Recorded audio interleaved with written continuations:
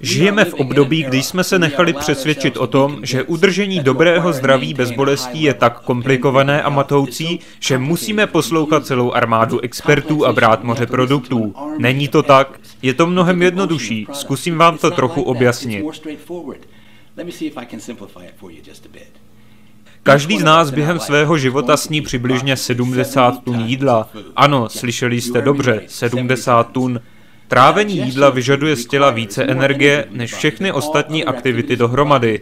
Proto se cítíme unavení po tom, co jíme, a čím větší jídlo sníme, tím více jsme unaveni. Víte, o čem mluvím? Zamyslete se. Prakticky každý orgán v lidském těle je nějak zapojen do zpracování těch 70 tun. Ať už při trávení, nebo získávání a pohlcování živin, nebo eliminaci odpadů.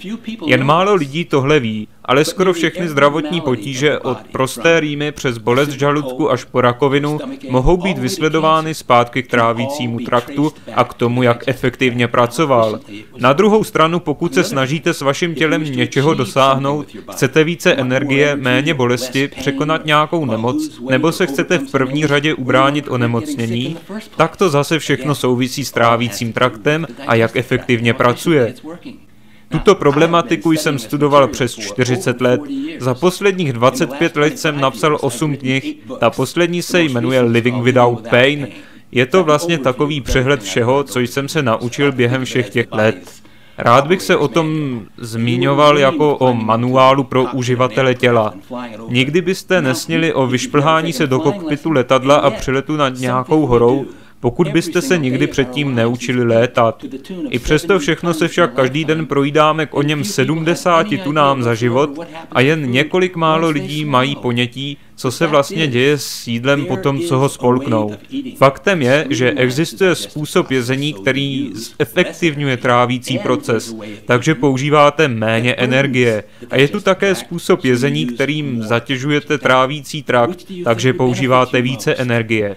Tak, který si myslíte, že vám nejvíce prospívá? Living Without Pain vám s tímto rozhodnutím pomůže a ukáže vám, jak kontrolovat svůj vlastní trávící trakt, abyste používali méně energie.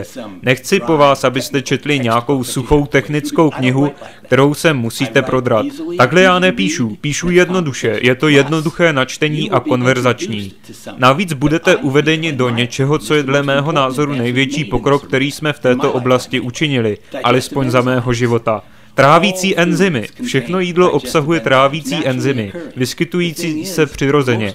Ale jde o to, že většina jídla, které sníme, je uvařená a teplota, která je nezbytná pro vaření jídla, ničí enzymy. Neříkám, že je oslabí, ale zničí.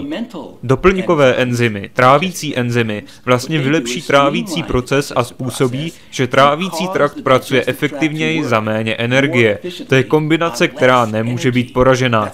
Teda pokud je dlouhý a zdravý život jedním z vašich cílů. Někteří z vás si teď určitě říkají, hej, snažíte se mě jenom přesvědčit, abych si koupil další knihu. No, vlastně je to tak, ale chci, abyste díky tomu převzali kontrolu nad vaším zdravím a naučili se o vašem vlastním trávícím systému. Chci, abyste se naučili o trávení, chci, abyste se naučili o trávících enzymech. Abyste nemuseli poslouchat armádu expertů, kteří by vás možná přesvědčili, že to bez nich nezvládnete, protože já vám říkám, máte na to. A pokud chcete, budete rádi, že jste to udělali.